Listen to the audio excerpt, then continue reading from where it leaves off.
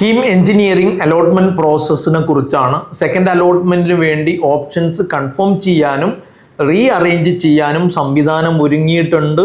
ശ്രദ്ധിക്കുക, 16-ാം തീയതി വരെയാണ് ലാസ്റ്റ് ഡേറ്റ്. അത് കഴിഞ്ഞ് അലോട്ട്മെന്റ് വരുന്നത് 19-ാം തീയതിയും 20-ാം തീയതി മുതൽ 24-ാം തീയതി വരെ ജോയിൻ ചെയ്യാനുള്ള സമയവുമാണ്.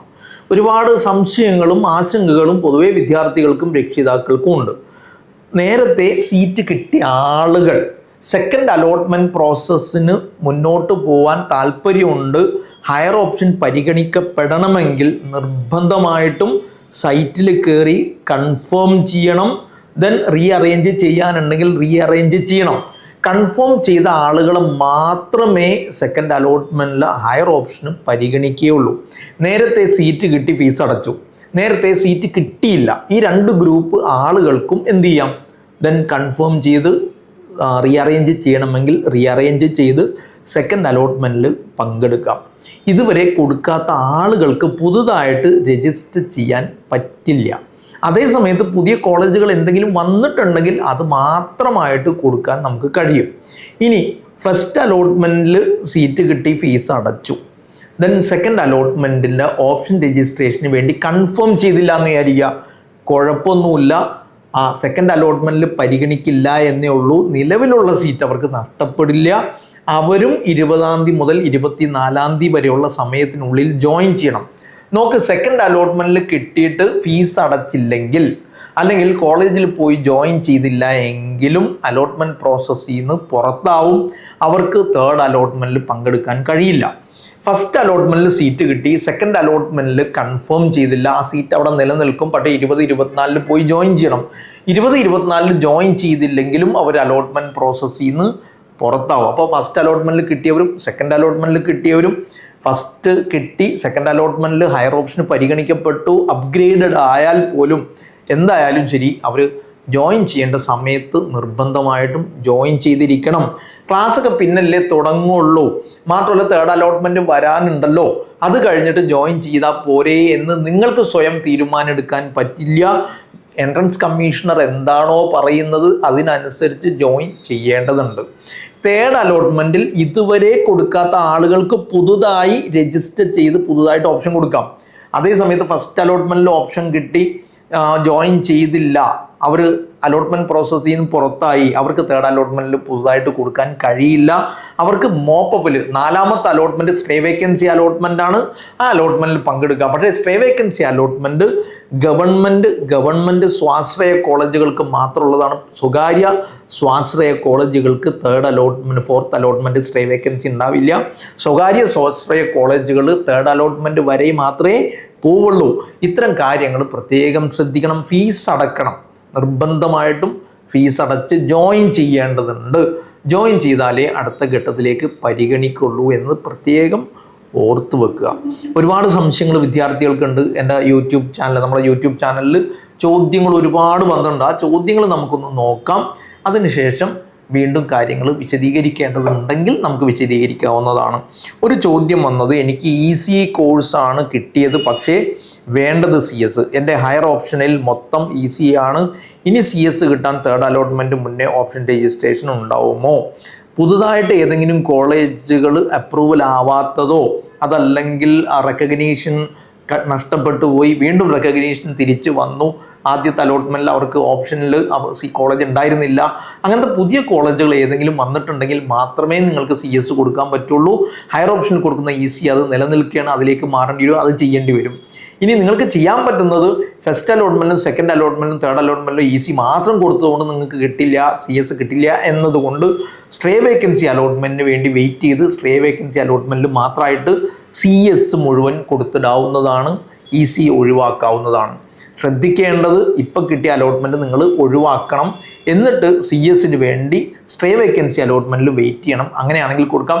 ഇടയിൽ നിങ്ങൾക്ക് കൊടുക്കാൻ കഴിയില്ല, പുതിയ ഓപ്ഷൻസ് ചേർക്കാൻ കഴിയില്ല. നിലവിൽ നിങ്ങൾ ഓപ്ഷൻ കൊടുക്കുമ്പോൾ ഉണ്ടായിരുന്ന CS പിന്നീട് ചേർക്കാൻ പറ്റില്ല. അതേസമയത്ത് പുതുതായിട്ട് എന്തെങ്കിലും കോളേജുകൾ വന്നിട്ടുണ്ടെങ്കിൽ മാത്രം അലോട്ട്മെൻറ്റ് പ്രോസസ്സിൽ വന്നിട്ടുണ്ടെങ്കിൽ ചേർക്കാം. ദെൻ സെക്കൻഡ് അലോട്ട്മെൻറ്റ് കിട്ടിയ കോളേജിൽ ചേർന്നിക്കില്ലേ നമ്മുടെ തേർഡ് അലോട്ട്മെൻറ്റ് ചേരാൻ പറ്റുമോ? സെക്കൻഡ് അലോട്ട്മെൻറ്റിൽ കിട്ടിയ കോളേജിൽ ജോയിൻ ചെയ്തിട്ടില്ല എങ്കിൽ തേർഡ് അലോട്ട്മെൻറ്റ് പ്രോസസ്സിൽ പങ്കെടുക്കാൻ പറ്റില്ല. അവർക്ക് പിന്നെ പങ്കെടുക്കാൻ പറ്റുന്നത് സ്റ്റേ വേക്കൻസി അലോട്ട്മെൻറ്റിലാണ്. കീം അഡ്മിറ്റ് കാർഡ് മിസ്സായി, എന്തു ചെയ്യണം? നമുക്ക് അഡ്മിറ്റ് കാർഡ് കൊണ്ടുപോകണമെന്ന് അലോട്ട്മെൻറ്റ് മെമ്മോയിൽ താഴെ കൊടുത്തിരിക്കുന്ന ഡോക്യുമെൻറ്റുകളിൽ പറഞ്ഞിട്ടില്ല. പക്ഷേ താഴെ കൊടുത്ത് ഏറ്റവും താഴെ കോളേജിൽ ആവശ്യത്തിനനുസരിച്ചുള്ള ഡോക്യുമെൻറ്റുകൾ വേണമെന്ന് പറഞ്ഞിട്ടുണ്ട്. പല കോളേജുകളും അഡ്മിറ്റ് കാർഡ് ആവശ്യപ്പെടാറുണ്ട് എന്നതുകൊണ്ട് അഡ്മിറ്റ് കാർഡ് കയ്യിൽ വെക്കുന്നത് നല്ലതാണ്. അഡ്മിറ്റ് കാർഡ് നഷ്ടപ്പെട്ടവരാണെങ്കിൽ ഉടനെ തന്നെ നിങ്ങളുടെ ഹോം പേജിൽ കയറി ലെഫ്റ്റ് സൈഡിൽ അഡ്മിറ്റ് കാർഡിൻ്റെ ലിങ്ക് കിടപ്പുണ്ട്, അതെടുത്ത് ഡൗൺലോഡ് ചെയ്ത് വെക്കുന്നത് നല്ലതാണ്. അഡ്മിറ്റ് കാർഡ് നിർബന്ധ ഡോക്യുമെൻറ്റുകളുടെ കൂട്ടത്തിൽ പെടുത്തിയിട്ടില്ല എങ്കിൽ പോലും കയ്യിൽ അത് വെക്കുന്നത് നല്ലതാണ് എന്നതുകൊണ്ട് പ്രിൻ്റ് എടുത്ത് സൂക്ഷിക്കുക. സ്റ്റേ അലോട്ട്മെൻറ്റ് കഴിയണോ അതോ ഫസ്റ്റ് അലോട്ട്മെൻറ്റ് കഴിയണോ കോളേജിലെ ക്ലാസ് തുടങ്ങുക? കോളേജിലെ ക്ലാസ് സെക്കൻഡ് അലോട്ട്മെൻറ്റ് കഴിഞ്ഞതിന് ശേഷം തേർഡ് അലോട്ട്മെൻറ്റ് നടക്കുന്നതിന് മുമ്പോ തേർഡ് അലോട്ട്മെൻറ്റ് കഴിഞ്ഞതിന് ശേഷമോ ആരംഭിക്കാൻ സാധ്യതയുണ്ട്. അത് അപ്പോഴത്തെ സന്ദർഭത്തിനനുസരിച്ച് കോളേജിൽ ജോയിൻ ചെയ്യണം. തേർഡ് അലോട്ട്മെൻറ്റ് കോളേജ് മാറുമെങ്കിൽ നമുക്ക് കോളേജിൽ പിന്നെ ജോയിൻ ചെയ്താൽ പോരെ എന്ന് ചിന്തിക്കേണ്ട. കോളേജ് സമയാസമയങ്ങളിൽ കോളേജ് ക്ലാസ്സുകൾ തുടങ്ങിയിട്ടുണ്ടെങ്കിൽ അവിടെ പോവുക. ഇൻഡക്ഷൻ വർക്ക്ഷോപ്പുകളും പ്രോഗ്രാമുകളിലും പല കാര്യങ്ങളും നിങ്ങളുമായിട്ട് കോളേജുകൾക്ക് കമ്മ്യൂണിക്കേറ്റ് ചെയ്യാനുണ്ടാവും. ആ കമ്മ്യൂണിക്കേഷൻ കൃത്യമായിട്ട് മനസ്സിലാക്കുക, ധാരണയിലാക്കിയാലേ തുടർന്നുള്ള പ്രോസസ്സുകളെ കുറിച്ചുള്ള കാര്യങ്ങൾ നിങ്ങൾക്ക് മനസ്സിലാവൂ എന്നതുകൊണ്ട് യഥാസമയം കോളേജ് ക്ലാസ് തുടങ്ങുന്നതിനനുസരിച്ച് ജോയിൻ ചെയ്ത് മിനിമം ഇൻഡക്ഷൻ പ്രോഗ്രാമിലെങ്കിലും പങ്കെടുക്കണം എന്നാണ് എൻ്റെ അഭിപ്രായം. ദെൻ സെക്കൻഡ്, കീം എക്സാം എഴുതാത്തത് കൊണ്ട് അബ്രോഡുള്ള ആളുടെ പാസ്പോർട്ട് കോപ്പി വേണമെന്ന് പറയുന്നത് എന്തുകൊണ്ടാണ്? മനസ്സിലാക്കേണ്ടത്, കീം എഴുതാത്ത ആളുകൾക്ക് പിന്നീട് പ്രൈവറ്റ് കോളേജുകൾ സീറ്റ് കൊടുക്കുന്നത് NRI കോട്ട എന്ന പരിഗണന വെച്ചുകൊണ്ടാണ്. അതിനാണ് പാസ്പോർട്ട് കോപ്പി വാങ്ങുന്നത് എന്നതുകൊണ്ട് അത് കൊടുക്കുന്നതിൽ തെറ്റില്ല. ഫസ്റ്റ് അലോട്ട്മെൻറ്റിൽ വെച്ച ഓപ്ഷൻസ് കിട്ടില്ലെങ്കിൽ എന്ത് ചെയ്യണം ഒന്ന് പറയോ? ഫസ്റ്റ് അലോട്ട്മെൻറ്റിൽ കിട്ടിയ ഓപ്ഷൻസ് നിങ്ങൾക്ക് കിട്ടിയിട്ടില്ല എങ്കിൽ സെക്കൻഡ് അലോട്ട്മെൻറ്റിൽ പങ്കെടുക്കുക. സെക്കൻഡ് അലോട്ട്മെൻറ്റിൽ പങ്കെടുക്കണമെങ്കിൽ നിങ്ങൾ സൈറ്റിൽ കയറി ഓപ്ഷൻ കൺഫേം ചെയ്ത് റീഅറേഞ്ച് ചെയ്യാനുണ്ടെങ്കിൽ റീഅറേഞ്ച് ചെയ്ത് വെക്കണം. ഡിലീറ്റ് ചെയ്യാനുള്ളതുണ്ടെങ്കിൽ ഡിലീറ്റ് ചെയ്യണം. നോക്ക്, നിങ്ങൾ ഓപ്ഷൻ മൊത്തം കൊടുത്തു, 40 എണ്ണം കൊടുത്തു, 25ാമത്തത് കിട്ടിയെങ്കിൽ 25ാമത്തതിന് ശേഷമുള്ള മുഴുവൻ ലോവർ ഓപ്ഷൻസും ക്യാൻസലായി പോകും. ദെൻ അതോടൊപ്പം ഹയർ ഓപ്ഷൻ 25ാമത്തെ കിട്ടിയാൽ 24 വരെയുള്ളത് ഹയർ ഓപ്ഷനായി കിടക്കും. ആ ഹയർ ഓപ്ഷനിൽ കിടക്കുന്ന കോളേജുകളിലെ ഓർഡറുകളിൽ കോഴ്സ് പ്രിഫറൻസിൽ നിങ്ങൾക്ക് മാറ്റം വരുത്തണമെങ്കിൽ മാറ്റം, താഴേക്ക് ഇടാനുള്ളത് താഴേക്കിടാം, മേലേക്ക് ചേർക്കാനുള്ളത് മേലേക്ക് ചേർക്കാം. എന്നൊരു കുട്ടി വിളിച്ചിട്ട് പറഞ്ഞു, ഞാനിങ്ങനെ ഓപ്ഷനൊക്കെ കൊടുത്തു, അക്ഷയ സെൻറ്ററിൽ നിന്നാണ് കൊടുത്തത്. അക്ഷയ സെൻറ്ററിൽ നിന്ന് കൊടുത്തു കഴിഞ്ഞ് ഞാൻ വീട്ടിൽ വന്നു, ഇപ്പോഴാണ് അറിയുന്നത് ഫീസ് അടക്കണം എന്നുള്ളതും കോളേജ് കിട്ടിയ പ്രിൻ്റ് ഔട്ട് എടുത്ത് ഫീസ് അടക്കണം എന്നുള്ളത് എന്നോട് അക്ഷയക്കാർ പറഞ്ഞു തന്നില്ല. അക്ഷയക്കാർ നിങ്ങൾ പറയുന്ന ഓപ്ഷൻ രജിസ്റ്റർ ചെയ്യൽ മാത്രമേ ചെയ്യുള്ളൂ. ബാക്കി നിങ്ങൾ എത്രയോ പേര് വന്ന് അവിടെ സേവനം എടുക്കുന്നതാണ്. ഇത്തരം കാര്യങ്ങളിൽ നമ്മൾ ധാരണ ഉണ്ടാക്കിയാലേ അത് കൃത്യമായിട്ട് നിങ്ങൾക്ക് മനസ്സിലാക്കി പ്രോസസ്സിൽ പങ്കെടുക്കാൻ പറ്റുള്ളൂ. അക്ഷയക്കാർ പറഞ്ഞു തരണമെന്നോ ഒരു നിർബന്ധവും പറയാൻ പറ്റില്ല, അവരെ കുറ്റം പറയാനും പറ്റില്ല. കാരണം നിങ്ങൾക്ക് ഓപ്ഷൻ ഫില്ല് ചെയ്തു, പ്രിൻ്റ് എടുത്ത് നിങ്ങളുടെ കയ്യിൽ തന്ന അതിനുള്ളൊരു സേവനത്തിനുള്ള പൈസ നിങ്ങൾ അവർക്ക് കൊടുത്തു. ബാക്കി തുടർ നടപടികൾ എന്ത് ചെയ്യണം എന്നതിനെക്കുറിച്ച് നിങ്ങൾക്ക് ധാരണ ഉണ്ടാവണം. കരിയർ ഗുരുവിനെ സംബന്ധിച്ച് കരിയർ ഗുരുവിൽ വരുന്ന ആളുകൾക്ക് ഗ്രൂപ്പൊക്കെ ഉണ്ടാക്കി തുടർ നടപടിക്രമങ്ങൾ ഓരോന്നും എന്തൊക്കെയാണ് ചെയ്യേണ്ടതെന്ന് യഥാസമയങ്ങളിൽ നിങ്ങൾ അറിയിക്കും. ഫീസ് അടക്കേണ്ടത് ഫീസ് അടക്കണമെന്ന് പേഴ്സണലായിട്ടല്ല, ഗ്രൂപ്പിൽ അറിയിക്കും. നിങ്ങൾ അതൊക്കെ ചെയ്യണം. ദെൻ അതിൻ്റെ പ്രോസസ്സ് 2ാം ഘട്ട അലോട്ട്മെൻറ്റിൽ സൂക്ഷ്മമായിട്ട് അലോട്ട്മെൻറ്റ് പ്രോസസ്സിൽ പങ്കെടുക്കാനും ചോയ്സസ് കൃത്യമായിട്ട് ഫില്ല് ചെയ്യാനും പറ്റുന്ന രീതിയിൽ നമ്മൾ അറേഞ്ച് ചെയ്തു തരും. കഴിഞ്ഞ വർഷം 3500 റാങ്ക് ഉണ്ടായിരുന്നൊരു വിദ്യാർത്ഥി 10-12 ചോയ്സുകൾ കൊടുത്തു, 11ാമത്തെ ചോയ്സ് കിട്ടി. അതിന് മേലെയുള്ള ഓപ്ഷനിൽ റീഅറേഞ്ച് ചെയ്യാൻ വേണ്ടി റീഅറേഞ്ച് ചെയ്തതാണ്. പക്ഷേ പല നല്ല കോളേജുകളും അറിയാതെ ആളങ്ങ് ഡിലീറ്റ് ചെയ്തു പോയി. മൊത്തം നല്ല കോളേജ് കിട്ടാനുള്ള ചാൻസ് അങ്ങ് നഷ്ടപ്പെട്ടു എന്നുള്ളതാണ് സങ്കടകരം. അത്തരം ദുരന്തങ്ങൾ ഇല്ലാതിരിക്കാൻ വേണ്ടി നിങ്ങൾ കരിയർ ഗുരുവിൻ്റെ സേവനം ഉപയോഗപ്പെടുത്തുക. ഇവിടെ വന്ന് ചോയ്സസ് ഫില്ല് ചെയ്ത് കൃത്യമായിട്ട് പ്രിൻ്റ് ഔട്ട് എടുത്ത് കയ്യിൽ തരും. വീണ്ടും ചെക്ക് ചെയ്യാം, മാറ്റങ്ങൾ വരുത്തണമെങ്കിൽ മാറ്റം വരുത്താം. ദെൻ ഗൈഡൻസ്, ഏത് കോഴ്സ് എടുക്കണം, അതാണോ ഇതാണോ നല്ലത്, ഈസിയാണോ ആണോ നല്ലത്, ഇത്തരം കാര്യങ്ങൾ നിങ്ങൾക്ക് ഗൈഡൻസ് കിട്ടുന്നതാണ്. അതുകൊണ്ട് അത് ഉപയോഗപ്പെടുത്തുക. ഇതിൽ മാത്രമല്ല, നീറ്റിലും ഐക്കാറിലും എല്ലാം നിങ്ങൾക്ക് ഈ സേവനങ്ങൾ ഉണ്ടായിരിക്കും. അത് കൃത്യമായിട്ട് ഉപയോഗിക്കുകയും കോഴ്സ് കൃത്യമായി കണ്ടെത്തി ചോയ്സ് ഫില്ല് ചെയ്ത് നല്ല കോളേജിൽ പ്രവേശനം നേടുകയും വേണം. ദെൻ കീം അഡ്മിറ്റ് കാർഡ് മിസ്സായി, അതിനെക്കുറിച്ച് പറഞ്ഞതാണ്. ദെൻ ഫീ വെയ്വറുകൾ കിട്ടിയവർ എത്ര ഫീ അടക്കണം? അലോട്ട്മെന്റ് മെമ്മോയിൽ കൊടുത്തിരിക്കുന്ന എത്രയാണ്, 500 അല്ലെങ്കിൽ 1000, അതാണ് ഏതാണോ അത് കൊടുത്ത് ഫീസ് അടച്ചേക്കുക. നേരത്തെ പറഞ്ഞതാ.